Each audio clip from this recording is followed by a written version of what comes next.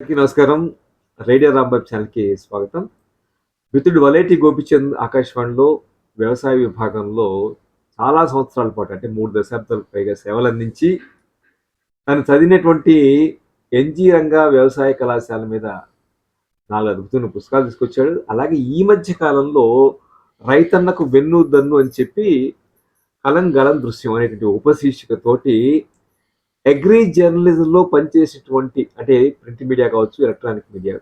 ఈ మీడియాలో వ్యవసాయం మీద కృషి చేసేటువంటి పాత్రికేయులు, అలాగే రేడియో రిపోర్టర్సు, వ్యవసాయ అధికారులు రేడియోలో వీళ్ళతోటి ఒక అద్భుతమైన పుస్తకాన్ని తీసుకొచ్చాడు. సరే, పుస్తకం గురించి మనం మళ్ళీ మాట్లాడుకుందాం. ఇటీవల ఉపాధి పురస్కారాలు ఆంధ్రప్రదేశ్ ప్రభుత్వం ప్రకటించినప్పుడు అగ్రి జర్నలిజంలో విశేష కృషి చేసేటువంటి మా మిత్రుడు గోపిచంద్కి, వలేటి గోపిచంద్కి ఉగాది పురస్కారం ప్రదానం చేశారు ఉగాది పండుగ రోజున. ఆ సందర్భంగా రేడియో రాంబాబు ఛానల్ ద్వారా మా గోపిచంద్ని మీ అందరికీ పరిచయం చేయాలనిపించింది. ముందుగా మీ అందరి తరఫున గోపిచంద్కి అభినందనలు తెలియజేస్తున్నాను. హార్దిక శుభాకాంక్షలు గోపిచంద్ గారు. రాంబాబు గారు, చాలా సంతోషం. మరీ ముఖ్యంగా మీ ఛానల్కి పిలిచినందుకు ధన్యవాదాలు. ఎలా అనిపిస్తుంది ఒక ఉగాది పురస్కారం అందుకోవటం? అంటే ముఖ్యంగా అగ్రి జర్నలిజం మీరు చేస్తున్న కృషికి అందుకోవటం. ఎవరికైనా పురస్కారం అందుకోవటం ఆనందాన్ని ఇస్తుంది. సరే, చేసిన కృషికి గుర్తింపు వచ్చినందుకు సంతోషంగానే ఉంటుంది. ఒక విధంగా చెప్పాలంటే ఉగాది పురస్కారాలలో అగ్రి జర్నలిజం విభాగం అనేది ఇంతకుముందు ఇవ్వటం జరిగిందా? మీ దృష్టికి వచ్చిందా? అంటే నా దృష్టికి ప్రత్యేకంగా అగ్రి జర్నలిజంకి ఇచ్చినట్టు దాఖలా లేవు. కాకపోతే ఆ రంగంలో కృషి చేసిన వారికి పాత్రికేయులుగానే ఇచ్చిన సందర్భాలు ఉన్నాయి. అయితే నేను ఎందుకు కొంచెం ఒకంత గర్వంగా ఫీల్ అవుతున్నానంటే, మీకు తెలియంది కాదు, ఆకాశవాణి, దూరదర్శన్లు నా దృష్టిలో వ్యవసాయ రంగానికి అమూల్యమైన సేవలు అందిస్తున్నాయి. మిగతా ఎక్కడా లేని విధంగా ఆకాశవాణి, దూరదర్శన్లోనే వీటికి ప్రత్యేక విభాగాలు ఉన్నాయి. ఆ ప్రత్యేక విభాగాల కోసం ప్రత్యేకంగా రిక్రూట్ అయిన వ్యక్తులు చాలా కాలం పనిచేశారు. సరే, ఆ సంఖ్య తక్కువగా ఉన్నప్పుడు ఇతరులు కూడా ఆ కార్యక్రమాలు చూసుండొచ్చు, నిర్వహించి ఉండొచ్చు. అయితే ప్రత్యేకంగా ముందు రేడియో దానికి ఫార్మ్ అండ్ హోమ్ యూనిట్ని ఏర్పాటు చేసింది. దానికోసం ప్రత్యేకంగా తర్ఫీదు ఇచ్చిన వాడిని నియమించుకుంది. అది చాలా వరకు కొనసాగింది. అంటే ఈ ఫార్మ్ అండ్ హోమ్ యూనిట్లు లేదంటే వ్యవసాయ విభాగం అనుకుందాం, ఆకాశవాణి కేంద్రాల్లో దేశవ్యాప్తంగా ఉన్నటువంటి ఆకాశవాణి కేంద్రాల్లో ఏర్పాటు చేశారు. ఆ తర్వాత కాలంలో ఒక పద్ధతి ప్రకారం ఏర్పాటు చేసుకుంటూ వచ్చారు. ఆకాశవాణి ద్వారా అంటే ఆకాశవాణి వ్యవసాయ విభాగాల ద్వారా ఆనాడు పరిస్థితులకు అనుకూలంగా ఒక మహత్తరమైన మార్పు, ఆహార రంగంలో స్వయం సమృద్ధి సాధన కోసం రేడియో భాగస్వామ్యం అయింది. దాని మీద అనేక మంది పిహెచ్డీ చేశారు. ఆ చరిత్ర రికార్డ్ అయిన చరిత్రే. ఆ తర్వాత కాలంలో దూరదర్శన్ కూడా వ్యవసాయ విభాగాలను ఏర్పాటు చేయటం, దాంట్లో వ్యవసాయ పట్టభద్రులు దాంట్లో చేరటం, వాళ్ళు ఆ కార్యక్రమాలు చేసి ప్రసారాలు చేయటం జరిగింది. అందువల్ల ఏంటంటే అది కేంద్ర ప్రభుత్వమైనా రాష్ట్ర ప్రభుత్వమైనా ఒక ప్రత్యేక పురస్కారాలు ఇస్తున్నప్పుడు నాకైతే ఇంతవరకు ఈ అగ్రికల్చర్ డివిజన్ విస్మరించారని నేను అనుకుంటా. అయితే దానికి ఒక కారణాలు చెప్పొచ్చు. ఈ ఉగాది పురస్కారాలు సంగీత సాహిత్య కళారంగాలకు, ఇతర జానపద కళలు, ఒక సృజనాత్మక రంగంలో ఉన్న వాళ్ళని వెలికి తీసి వాళ్ళకు గుర్తింపుగా ఇస్తున్నామని మనకి అది ఆనవాయితీగా వస్తుంది. అయితే పాత్రికేయులు ఇస్తున్నప్పుడు, పాత్రికేయ రంగానికి ఇస్తున్నప్పుడు వ్యవసాయ రంగం ముఖ్యంగా ఆకాశవాణి, దూరదర్శన్లో న్యూస్ డివిజన్స్ ఉన్నాయి, అదేవిధంగా అగ్రికల్చర్ డివిజన్ ఉంది. వీళ్ళు కూడా వ్యవసాయ పాత్రికేయం కింద వీళ్ళని తీసుకోవచ్చు, వాళ్ళని కూడా పాత్రికేయులుగా తీసుకోవచ్చు. ఎక్కడో వీళ్ళని ప్రభుత్వ మీడియా అని చెప్పి దానికి పక్కన పెట్టారేమో నాకు అనిపిస్తూ ఉంటుంది. అంటే ఇవ్వాల్సిన గుర్తింపు ఇవ్వలేదు అనేది. అంటే ఇవ్వాల్సిన గుర్తింపు అంటే మనం అట్లా అనలేం, కానీ వాళ్ళ డివిజన్లో ఎందుకో వీళ్ళకి ఇతరత్రా ఉన్నాయి కదా, గవర్నమెంట్ ఉద్యోగులు కదా, వీళ్ళకి ప్రత్యేక గుర్తింపు ఏందని అనుకోని ఉండొచ్చు. అయితే ఈ సంగీతం సాహిత్యం వచ్చినప్పుడు ఏంటంటే అవి కళలు కాబట్టి వాటిని గుర్తించి ఇస్తున్నాం అని అనుకుని ఉండొచ్చు. ఎందుకంటే దూరదర్శన్ రేడియోలో పనిచేసిన చాలామందికి సంగీతంలో వచ్చినాయి, సాహిత్యంలో వచ్చినాయి, కళల్లో వచ్చినాయి, అటన్నిటిలో వాళ్ళ నైపుణ్యంతో వాళ్ళకి పురస్కారాలు గతంలో వచ్చినాయి, ఇప్పుడు వస్తూనే ఉన్నాయి. అయితే వ్యవసాయ రంగంలో అంటే వ్యవసాయ పాత్రికేయంలో వ్యవసాయ డివిజన్లో దానికోసం రిక్రూట్ అయిన వాళ్ళలో మొదటిసారిగా నాకే వచ్చిందని నేను అనుకుంటున్నా. అయితే ఇది నాతో ఆగిపోకూడదు. ఇది ప్రతి సంవత్సరం ఏదో ఒకటి ఆకాశవాణి దూరదర్శన్లో వ్యవసాయ విభాగానికి కృషి చేసిన వారికి ఇవ్వాలన్నది నా కోరిక. నా ఉద్దేశంలో ఒకసారి మీరు తెచ్చుకున్నారు కాబట్టి, మీకు వచ్చింది కాబట్టి, ఒకసారి ఈ సంవత్సరం మీరు పొందారు కాబట్టి, రాబోయే సంవత్సరాల్లో తప్పకుండా మిగిలినటువంటి మిత్రులందరూ కూడా ఆకాశవాణి దూరదర్శన్లో ఉంటూ వ్యవసాయ విభాగంలో పనిచేస్తూ దానికోసమే రిక్రూట్ అయ్యి, దానికోసమే ఎంపిక అయ్యి వ్యవసాయ విస్తరణ సేవలు ఈ 2 మాధ్యమాల ద్వారా ఎవరైతే అందిస్తారో వాళ్ళకు కూడా ఆ గుర్తింపు తప్పకుండా లభిస్తుందని చెప్పి నేను అనుకుంటున్నాను. అయితే గోపిచంద్ గారు, మీరు సరే ఆల్ ఇండియా రేడియోలో పనిచేస్తున్నప్పుడు వ్యవసాయ విభాగంలో కృషి చేశారు, ప్లస్ మీరు మీ అసోసియేషన్ ద్వారా కార్యక్రమ సిబ్బంది సమస్యల పరిష్కారం కోసం కృషి చేశారు. దాంతో పాటుగా కరోనా సమయంలో మీరు చదువుకున్నటువంటి ఎన్జీ రంగా బాపట్ల వ్యవసాయ కాలేజ్ అనుకుందాం, వ్యవసాయ కళాశాలలో ఆ కాలేజీ 75 ఏళ్ళు పూర్తి చేసిన సందర్భంగా ఒక అద్భుతమైనటువంటి 4 పుస్తకాలు తీసుకొచ్చారు. ముందుగా 75 సంవత్సరాలు చదువుకున్న ఆ బ్యాచ్లన్నీ సేకరించి పుస్తకం తెచ్చారు. తర్వాత అక్కడ ఉండి విజయాలు సాధించిన వారు రకరకాలుగా మీరు పుస్తకాలు తీసుకొచ్చారు. ఇప్పుడు ఈ మధ్య కాలంలో ఈ అగ్రి జర్నలిజం అంటే మీరన్న వ్యవసాయ పాత్రికేయంలో కృషి చేసిన వారి జీవన రేఖల్ని ప్రతిబింబిస్తూ రైతన్నకు వెన్ను దన్ను అని చెప్పి దానికి ఒక మంచి ఉపశీర్షిక పెట్టారు, కలం గళం దృశ్యం అని చెప్పి. ఇందులో మీరు ఈ రంగంలో కృషి చేసినటువంటి చాలా మందిని అంటే దాదాపు ఒక 50 మంది వ్యవసాయ పాత్రికేయంలో పనిచేసిన వాళ్ళు 50 మందిని తీసుకోవడం జరిగింది. అంటే ముఖ్యంగా ఆకాశవాణి దూరదర్శన్లో వ్యవసాయ విభాగం కోసం రిక్రూట్ అయిన వాళ్ళు మొత్తం జీవన రేఖల్ని ఈ పుస్తకం ద్వారా మనం వెలుగులోకి తీసుకురావటం జరిగింది.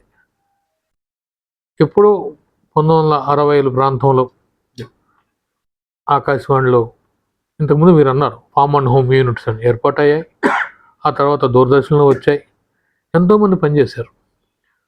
ఒకవేళ దూరదర్శన్ ముందు తీసుకుంటే, ఎందుకంటే ముందు వచ్చిన చెవుల కంటే వెనక వచ్చిన కొమ్ములు వాడినట్టు శబ్దం తర్వాత దృశ్యం శబ్దం కలిసింది కాబట్టి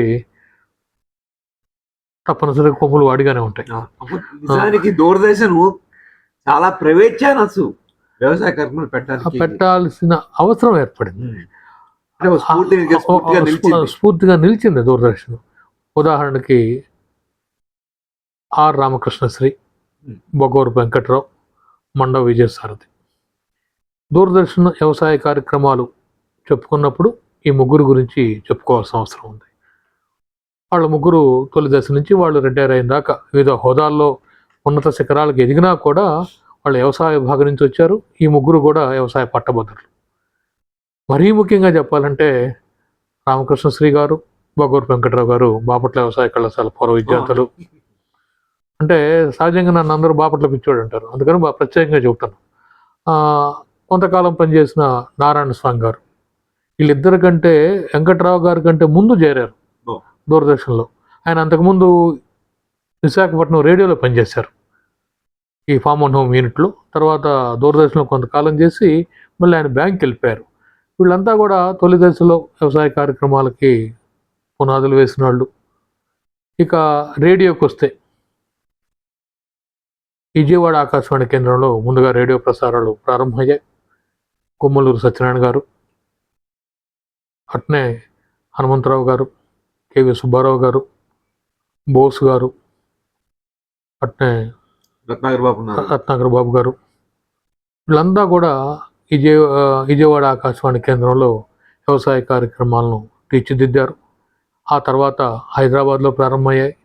హైదరాబాద్ విషయానికి వచ్చినప్పుడు ఈఎల్ నారాయణ గారు, కేవి సుబ్బారావు గారు, గంగిరెడ్డి గారు కొంతకాలం ఇక్కడ చేయడం జరిగింది. తర్వాత విశాఖపట్నంకి వెళ్ళటం జరిగింది.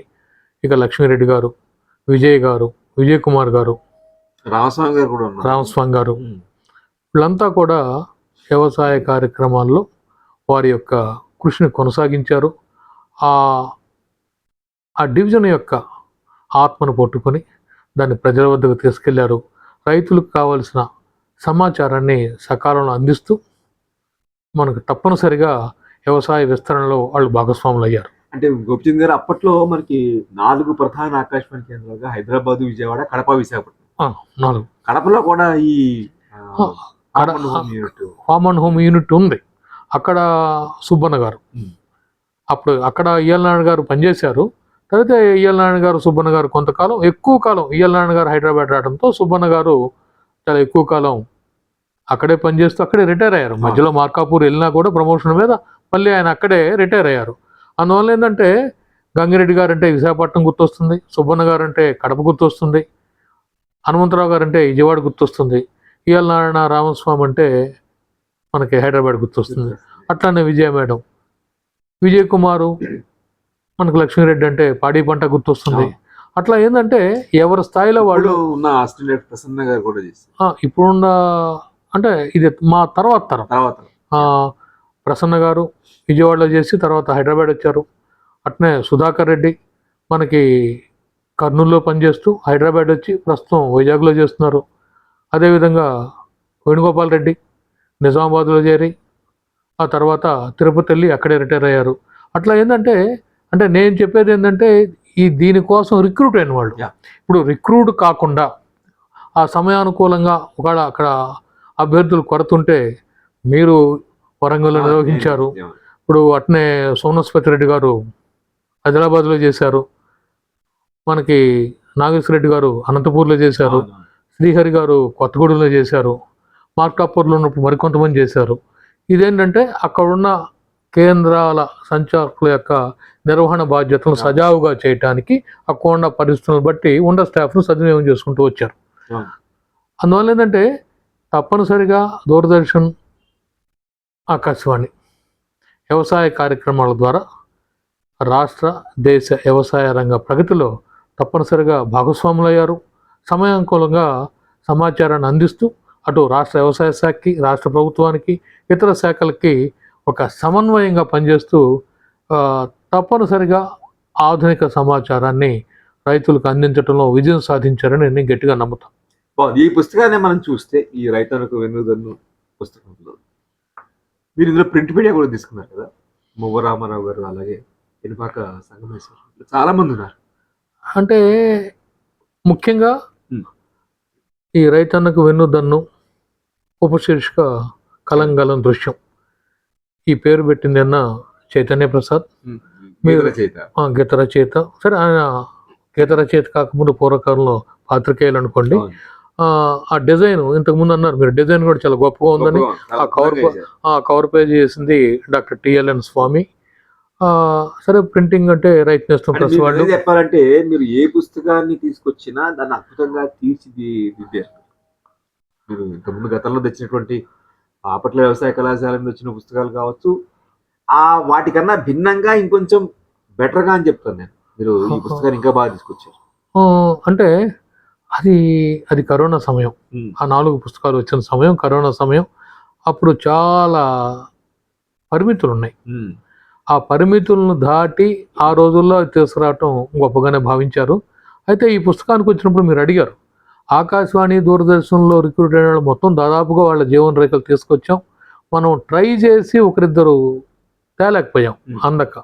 ఇకపోతే పత్రికల్లో వచ్చేటప్పుడు, పత్రికల్లో ముఖ్యంగా వ్యవసాయ రంగంలో అన్నదాతకు ఒక పేరుంది. అన్నదాతకి ఎడిటర్గా చేసిన వాసిరెడ్డి నారాయణరావు, అదేవిధంగా ఈనాడులో రైతరాజు శీర్షిక నిర్వహించారు. వాళ్ళల్లో చాలామంది నిర్వహించిన వాళ్ళలో మా యూనివర్సిటీలో ప్రొఫెసర్గా చేసి తర్వాత రిటైర్ అయ్యి దాన్ని నిర్వహించిన వాళ్ళు ఉన్నారు.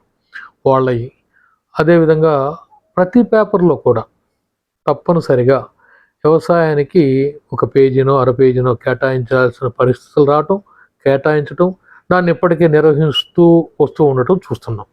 అందువల్ల వాళ్ళలో పనిచేసిన వాళ్ళందరినీ నేను తేలేకపోయా, కానీ చాలా వరకు ఆ శీర్షికలకు ఎవరైతే నిర్వహిస్తూ వస్తున్నారో దాని ఇన్ఛార్జ్ ఉన్నారో వాళ్ళ వరకు మనం కొంతమందిని తప్పనిసరిగా తీసుకొని వాళ్ళ జీవన రేఖల్ని దీంట్లో పొందుపరచడం జరిగింది. ఉదాహరణకి తీసుకుంటే మనం ఇవాళ బాల సాహిత్యంతో మంచి పుస్తకం పేరుతో లబ్ధ ప్రతిష్ఠులైన సురేష్ గారు, ఆయన ఈనాడులో రైతే రాజు శీర్షికలో చాలా కాలం పనిచేశారు. బహుశా చాలా మంది తెలియదు విషయం. అట్లా అలాగానే ఇప్పుడు భారత వ్యవసాయ పరిశోధన మండలిలో నూనె గింజల పరిశోధన సంచాలనాలయం డైరెక్టర్గా చేసి, తర్వాత ఐటీసీలో చేసి, తర్వాత కాలంలో ఈటీవీ అన్నదాతలో చేరి అనేక ఛానల్స్ని అగ్రికల్చర్ ప్రోగ్రామ్స్ని కోఆర్డినేటర్గా చేశారు డాక్టర్ వి రంగారావు గారని వారు. అట్నే రైతు నేస్తం వాళ్ళు పశు నేస్తం మ్యాగజైన్ పెట్టినప్పుడు రాజేంద్ర నగర్ వ్యవసాయ కళాశాల ప్రిన్సిపాల్గా చేసిన డాక్టర్ జి నరసింహారావు గారు ఎడిటర్గా తీసుకొచ్చి పశు నేస్తం కేవలం మనం వెటర్నరీకి, పశు సంవర్ధక మత్స్య రంగాలకి దేశంలోనే మొదటిసారిగా ప్రత్యేక పత్రిక నిర్వహించారు. నరసింహారావు గారు అంటే జిఎన్ రావు గారు ప్రసిద్ధులు, వాళ్ళు అద్భుతంగా తీసుకొచ్చారు. నా దృష్టిలో ఇప్పటికి కూడా ఆ పత్రిక కాపీలు ఉంటే అది దాన్ని కనుక పొందుపరుచుకుని ఒక పుస్తకంగా తీసుకొస్తే అది తప్పనిసరిగా వెటర్నరీ విద్యార్థులకి, స్టాఫ్కి, ఇక రైతులకి ఒక మనం ఏమంటామంటే భగవద్గీత అనుకోండి, బైబిల్ అనుకోండి, ఖురాన్ అనుకోండి, అన్ని విషయాలను కూడా సమయానుకూలంగా అద్భుతంగా జిఎన్ రావు గారు తీసుకొచ్చారు.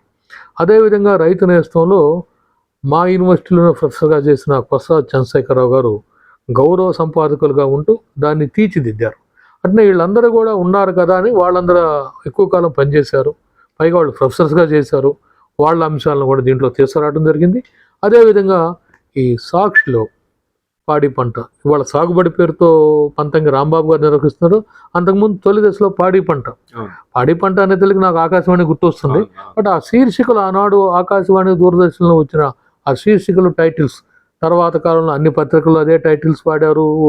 దాదాపు అన్ని ఛానల్స్లో కూడా ఒక పేరు అటు ఇటుగా మార్చి ఆటనే వాడారు. ఇన్స్పిరేషన్ తీసుకోవచ్చు తప్పనిసరిగా పెట్టినటువంటి వైవిధ్యమైన టైటిల్స్ అంటే ఆకాశవాణి దూరదర్శన్లు అంటే ఎంతో మందికి ప్రేరణ కలిగించాయి అంటానికి ఇది ఒక ఉదాహరణ. టైమింగ్ కూడా మనం చూస్తే పొద్దున్నే 6:30కి ఇంచుమించుగా ఇస్తారు. అంటే మన పొలం కబుర్లు అంటే ఆకాశవాణి ఆ టైమింగ్స్ ఎందుకు వచ్చినాయి అంటే మనకు న్యూస్కి ముందు, న్యూస్ తర్వాత ఇవి ఈ కార్యక్రమాలు ప్రసారం అయితే ఎక్కువ మంది వింటారు, అలవాటు చేయడానికి అట్లా వచ్చారు. తర్వాత కాలంలో ఆ టైం దాదాపు అందరూ ట్యూన్ అయ్యారు. అంటే ఆ సాక్షిలో ఆ పాడి పంట శీర్షికని మనకి శ్యామసుందర్ రెడ్డి దండా శ్యామసుందర్ రెడ్డి, సంగమేశ్వరరావు వాళ్ళిద్దరిని మనం జోడెద్దులు అంటారు. ఆ జోడెద్దుల్లాగా వాళ్ళు అద్భుతంగా దాన్ని నిర్వహించారు. ఆ తర్వాత దాన్ని సాగుబడిగా మార్చారు. ఇప్పుడు రాంబాబు చూస్తున్నాడు. అదే ఆంధ్రభూమిలో ఏరువాక పేజీ పాముల రామచంద్రరావు నిర్వహించాడు. ఇక ఆంధ్రజ్యోతిలో కృషి పేజీని తొలి దశలో పొనుగోటి కృష్ణారెడ్డి గారు నిర్వహించారు. వీళ్ళంతా పాత్రికేయులు, పైగా రచయితలు. అయినా అగ్రికల్చర్ పేజీని చాలా అద్భుతంగా నిర్వహించారు. ఈ తరానికి తెలియజేయాలి, రికార్డ్ చేయాలి ఈ సేవలనే ఉద్దేశంతో తీసుకురావడం జరిగింది. అదే వార్తలు, పాడి పంటలు ఫస్ట్లో వార్త విషయానికి వచ్చినప్పుడు మనకు ప్రసాద్ రెడ్డి గారు చూశారు. ఉదయం పాడి పంటలు, దానికి కూడా పాడి పంటలు అని టైటిల్ పెట్టారు. దాన్ని విచిత్రంగా సాదిక్ ఇన్ఛార్జిగా ఉన్నాడు. తర్వాత ఆయన తోపుడు బండి సాదిక్గా అందరికీ తెలుసు. సరే, అనివార్య కారణాల వల్ల అనారోగ్యంతో చనిపోయారు. అట్లా వీళ్ళందరూ పాత్రికేయంతో పాటు వ్యవసాయ శీర్షికలు నిర్వహించి ఇన్ఛార్జీలుగా ఉన్నారు కాబట్టి వాళ్ళను కూడా పరిచయం చేద్దాం ఈ పుస్తకం ఉద్దేశంతో వాళ్ళను కూడా జోడించి ఈ పుస్తకం తీసుకురావడం జరిగింది. ఇందులో ఇంకోటి ఆశ్చర్యకరమైన విషయం, మీరు తొలి తెలుగు వ్యవసాయ పత్రికల కృషి గురించి కూడా ప్రస్తావించారు. ఫర్ ఎగ్జాంపుల్ కృషి అనేటువంటి పత్రిక మీరు ఇందులో పొందుపరిచారు. తెలంగాణ తొలి పత్రిక అని చెప్పని అక్కడ ఆ రోజుల్లో ఆ పత్రికల్లో వ్యవసాయ శీర్షికలు లేదా వ్యవసాయానికి సంబంధించిన ఆర్టికల్స్ ఏ విధంగా వచ్చేవి కూడా వాడు స్కాన్ చేసి బ్రహ్మాండంగా ఈ తరం వాళ్ళకి చూపించారేమో అనిపిస్తుంది. అంటే ముఖ్యంగా మనకి వ్యవసాయ పత్రికలు లేకపోతే పత్రికల్లో వ్యవసాయానికి ఎప్పటి నుంచో ఆ ప్రాధాన్యత ఉంది, వెనక రోజుల్లో కూడా వచ్చినాయి. ఆ పత్రికలన్నీ ఒకసారి మనం గుర్తు చేద్దాం ఈ తరానికని ఉద్దేశంతో సేకరించి కొంత ఇవ్వటం జరిగింది. ముఖ్యంగా మనకి తోట భావనారాయణ ఇవాళ 99 టీవీ మనకి సిఇఓగా ఉంటున్నారు. ఆయన చెన్నైలో ఆంధ్రప్రభ రిపోర్టర్గా ఉన్నప్పుడు ఆకాశవాణికి హైదరాబాద్ కేంద్రం డీడీజీగా రిటైర్ అయిన డాక్టర్ పిఎస్ గోపాలకృష్ణ సలహాతో ఆయన అక్కడున్న లైబ్రరీకి వెళ్ళి పరిశోధించి ఆంధ్రప్రభకి సండేకి 2 వారాలు కంటిన్యూస్గా ఆర్టికల్ రాశాడు. అంటే తొలి తెలుగు వ్యవసాయ పత్రిక తెలంగాణలో సేద్య చంద్రిక. దాని గురించి మనం అది ఈ పుస్తకంలో వారిని అడిగి అది తీసుకొని అప్పటికే అన్న అందుబాటులో లేదు, ఇది మనసు ఫౌండేషన్ వాళ్ళ దగ్గర ఉంటుంది, నేను తెప్పించి ఇస్తానని చెప్పి వారు ఇవ్వటం, దీన్ని పొందుపరచడం వల్ల ఈ పుస్తకానికి అదనపు విలువ చేకూరింది. అలాగే అనేక ఓల్డ్ పాతయన్నీ కూడా ఒకసారి గుర్తు తెచ్చుకోవటానికి వీలుగా వీటిని సేకరించి పెట్టడం వల్ల ఈ పుస్తకానికి అదనపు విలువ చేకూరిందని నేను గట్టిగా నమ్ముతున్నా. ఇంకోటి ఏంటంటే ఈ పుస్తకం మీరు చెప్పినా చెప్పపోయినా అక్కడక్కడ రచయితలు వాళ్ళు చిన్న విమర్శ ఉంది. ఇది పుస్తకంగా కాకుండా గోపీచంద్ ఏది తెచ్చినా కూడా ఇది కొంచెం సావనీరు లుక్ ఇస్తున్నాడని. అయితే ఏంటంటే ఇది సావనీరు కాదు, కానీ నాకు ఆ కలర్లో తేటం ఒక ఇంట్రెస్ట్.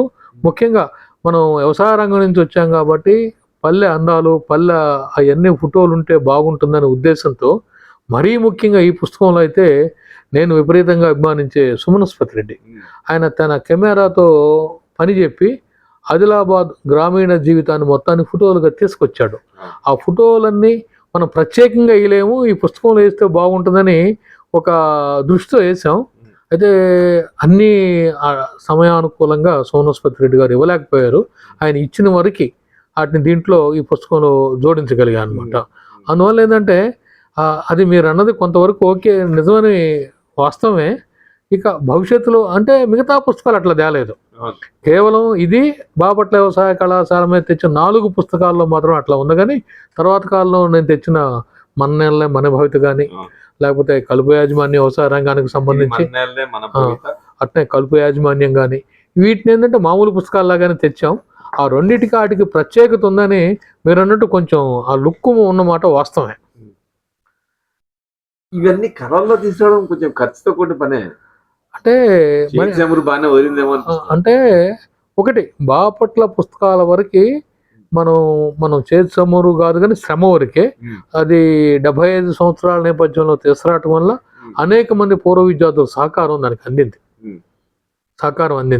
అందువల్ల దానికి మనం పెద్దగా చేతి చమురు ఈ కాదు, అది కాదు. కానీ మిగతా పుస్తకాల విషయంలో ముఖ్యంగా రైతానికి వెన్నుదన్న విషయంలో మాత్రం కావాలని తెచ్చాం. అందువల్ల మనం అనుకున్నంతగా కొంత చేతి చమురు మీరు అన్న చేతి చమురు ఇక్కడ వదిలింది. అయితే మీరు ఇంతకుముందు అన్నారు పురస్కారం అనేది, దానికి చివరిగా ఒక విషయం చెబుతాను. బాపట్ల వ్యవసాయ కళాశాల మీద 4 పుస్తకాలు తెచ్చినప్పుడు ఒక నేల అనేక ఆకాశాలు 75 సంవత్సరాల చరిత్ర, దానిని కళాశాల 75 సంవత్సరాల సందర్భంగా ఇచ్చిన కిట్లో ఎందుకో కానీ ఆనాటి వాళ్ళు అక్కడ దాంట్లో ఆ కిట్లో దాన్ని చేర్చాల. అది నేను తప్పనిసరిగా నేను మనస్తాపానికి గురయ్యాను. ఎందుకంటే అది కాలేజీ చరిత్ర, తను వద్దన్నా కాదన్నా బాపట్ల కాలేజీ చరిత్ర అది. అప్పటికి 75 బ్యాచ్లు, 75 బ్యాచ్ ఫోటోలు, వాళ్ళు అన్నిట్లో వాళ్ళు చెప్పిందే మనం రాసింది, వాళ్ళే ఇచ్చారు, మనం రాసాం. అందువల్ల ఎవరైనా కాలేజీ చరిత్ర అది ఇస్తే బాగుండేదని నా కోరిక. సరే అక్కడ ఉన్న ఆ టయానికి వాళ్ళ రిస్ట్రిక్షన్స్ నియమ నిబంధనలు ఏమిటో నాకు తెలియదు, కానీ వాళ్ళు దాన్ని కిట్లో చేర్చలేదు. అయితే అప్పటి నుంచి నాకు మాత్రం కొంచెం మనస్తాపం. ఈ పుస్తకానికి ఎట్లయినా ఒక ముద్ర, ప్రభుత్వం ముద్ర వేపిస్తే బాగుంటుంది, అంటే దీనికి గుర్తింపు వస్తే బాగుంటుంది అనేది నాకు మనసులో ఉండిపోయింది. అది 2023లో ఆంధ్రప్రదేశ్ ప్రభుత్వం కాదు కానీ తెలుగు సంస్కృత అకాడమీ వాళ్ళు 10 మంది.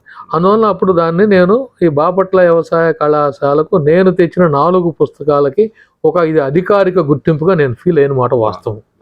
అయితే ఇప్పుడు మీరు అన్నారు కదా 2026 ఆంధ్రప్రదేశ్ ప్రభుత్వం ఉగాది పురస్కారంకి వచ్చినప్పుడు దీంట్లో కొంత తృప్తి ఏంటంటే మొదటిసారిగా ఆకాశవాణి దూరదర్శన్ నుంచి వ్యవసాయ విభాగం మనకి గుర్తింపు లభించిందని అనుకుంటున్నా. అది నాది కాదు, అది మొదటి గుమ్మలూరు సత్యనారాయణ నుంచి ఇప్పటిదాకా పనిచేస్తున్న వ్యవసాయ విభాగంలో పనిచేసిన వాళ్ళందరి యొక్క తరఫున అదే దూరదర్శన్లో ఆ ముగ్గురు ఆర్ఆర్కే శ్రీ, భగవర్ వెంకటరావు, విజయసారథి, అట్నే దూరదర్శన్లో రేడియోలో పనిచేసిన ఇప్పటిదాకా మనం చెప్పుకున్న వాళ్ళందరి తరఫున నేను అందుకున్నానని ఫీల్ అవుతున్నాను. 2 విషయాలు గోపిచంద్ గారు. ఒకటి, మీరు మొదటిసారిగా అందుకున్నారు, మీ తర్వాత వాళ్ళందరూ కూడా ఆ గుర్తింపు లభిస్తుంది అనేది ఒకటి. రెండవది, తర్వాత దశ మీకు కళారత్న కూడా మీరు అందుకోవాలని చెప్పి కోరుకుంటూ ఆకాంక్షిస్తూ, అంటే వాటి మీద నాకు పెద్ద ఆశ లేదు, అది లేదు, కానీ కళారత్నాన్ని నేనైతే మరికొన్ని కొత్త పనులు చేయడానికి మీకు ఉత్సాహం అని చెప్పి నేను భావిస్తున్నాను. అంటే రైతుకి ఇండైరెక్ట్ గా, అంటే మీడియా అంతా డైరెక్ట్ గా చేసేది రైతుకి ఏమి ఉండదు, అంతా ఇండైరెక్ట్. అంటే మనం నేరుగా మన వ్యవసాయ శాఖ వాళ్ళం కాదు, విశ్వవిద్యాలయం వాళ్ళకి కాదు, వాళ్ళంతా నేరుగా వాళ్ళతో సంప్రదింపులు ఉంటాయి, వాళ్ళ పరిశోధన వాళ్ళకి ఉపయోగపడతాయి. వాటిని మనం ప్రచారం చేయటానికి మాత్రమే మనం ఇండైరెక్ట్ పరోక్షంగా రైతులు గర్భ చేస్తాం. కాబట్టి వాటిల్లో భాగంగానే ఇప్పటి వీస్తున్న గాలి సేంద్రియ వ్యవసాయం కాబట్టి దానికోసమే మన నేలలే మన భవిత, బలమైన నేలలు మెరుగైన పంటలని ఉద్దేశంతో అమెరికన్ వ్యవసాయ శాఖ how to build soils for better crops అని ఓ పుస్తకం తీసుకొచ్చింది. దాన్ని దాదాపు ప్రపంచంలో వాళ్ళు 2 ప్రముఖ శాస్త్రవేత్తలతో తీసుకొస్తే వాళ్ళు ప్రపంచవ్యాప్తంగా ఇది అనేక భాషల్లోకి రావడం జరిగింది. వాళ్ళ యొక్క అనుమతి తీసుకొని మేము ప్రముఖ వ్యవసాయ శాస్త్రవేత్త కెలారు పూర్ణచంద్రరావు గారితో దాన్ని సంక్షిప్తం చేసి మన నేలలే మన భవితగా తీసుకురావడం జరిగింది. తర్వాత కాలంలో ఇటీవల నేను ప్రముఖ వ్యవసాయ శాస్త్రవేత్త కలుపు పెద్ద సమస్యగా ఉంది, కలుపు మందులు వాడమని మనం చెప్పం, కానీ వాళ్ళ సమస్యగా ఉన్నప్పుడు దాన్ని నియంత్రించాలంటే అదే జీవన్మరణ సమస్యగా మారినప్పుడు డాక్టర్ ఏఎస్ రావు గారిని రిక్వెస్ట్ చేసి, వారి లైఫ్ అంతా కూడా దాంతో ముడిపడి ఉంది కాబట్టి వారి చేత ఈ కలుపు యాజమాన్యం అనే పుస్తకాన్ని తీసుకొచ్చి మనం అందివ్వటం జరిగిందండి. చాలా సంతోషం గోపిచంద్ గారు. అందరి తరఫున మీకు ఒకసారి మిమ్మల్ని ఈ దుశ్శాలతో సత్కరించాలని చెప్పి అనుకుంటున్నాను.